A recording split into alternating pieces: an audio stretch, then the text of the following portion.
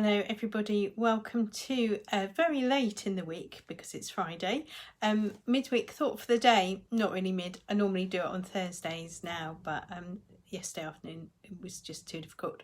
So today we're going to think about Phoebe, and she is the last of the midweek thought for the days about women, and we find out a little bit about her in Romans, and so I'm going to read you a little bit of Romans from Romans chapter 15 beginning at verse 30, and then the first two verses of chapter 16, which tells us mainly all that we know about Phoebe, but it's really interesting. So this is Romans 15 beginning at verse 30. I appeal to you, brothers and sisters, by our Lord Jesus Christ and by the love of the Spirit, to join me in earnest prayer to God on my behalf, that I may be rescued from the unbelievers in Judea, and that my ministry to Jerusalem may be acceptable to the saints, so that, by God's will, I may come to you with joy and be refreshed in your company. The God of peace be with all of you. Amen. I commend to you our sister Phoebe, a deacon at the church of Cenchreae, that you may welcome her in the Lord as is fitting for the saints, and may help her in whatever she require from you, for she has been a benefactor of many and of myself as well. So Phoebe appears in this little bit in chapter 16. Now there's some suggestion that it was Phoebe who took the actual letter with her to Rome. So that's why I wanted to read the end of chapter 15, because it says in the end of chapter 15 that Paul has not got to Rome yet. He's praying that he could join them. He will go to Rome.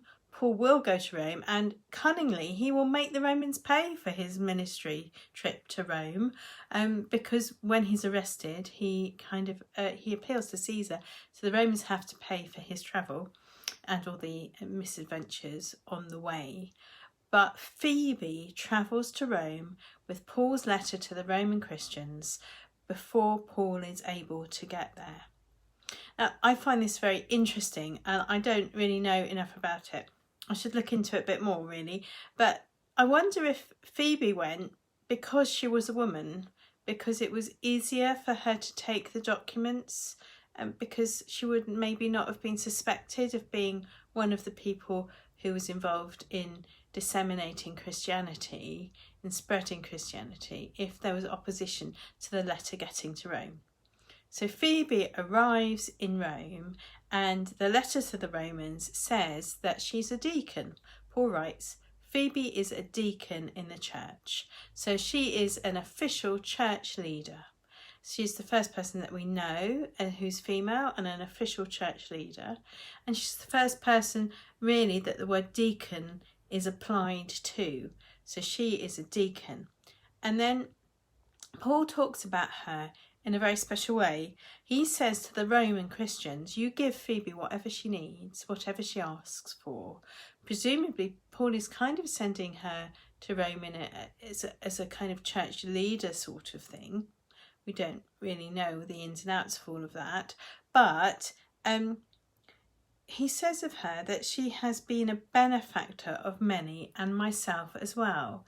So Phoebe has helped Paul on Paul's Christian journey. Phoebe has helped Paul. Now, I'm not a great Greek scholar.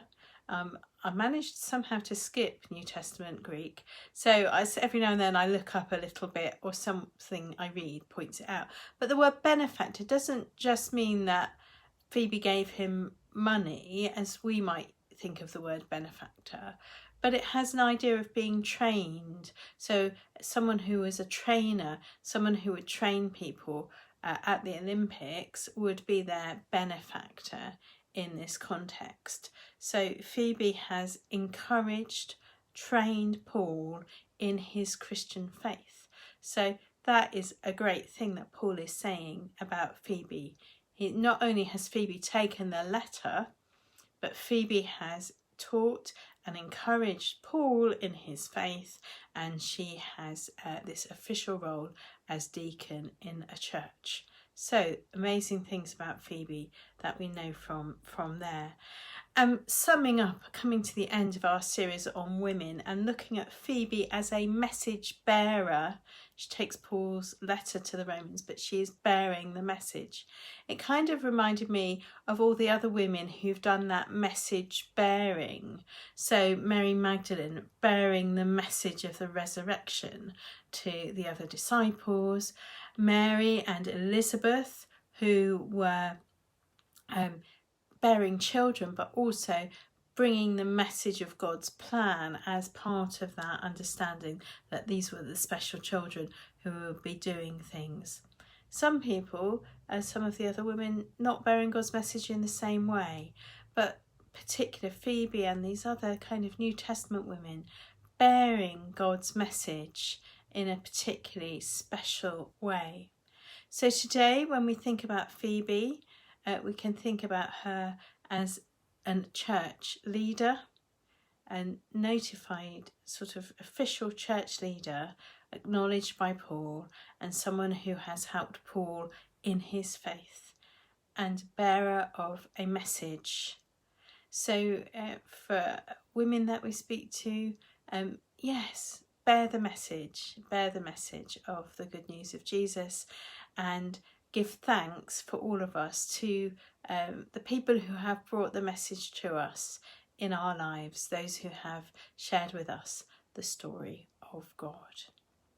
That's the end of the Women's series for the Midweek Thought for the day, and we're going to move on next week to some reflections with Terry Waite's book of reflections. So I'll see you next week, probably Thursday afternoon. We'll see how I get on. Okay, see you all soon. Bye.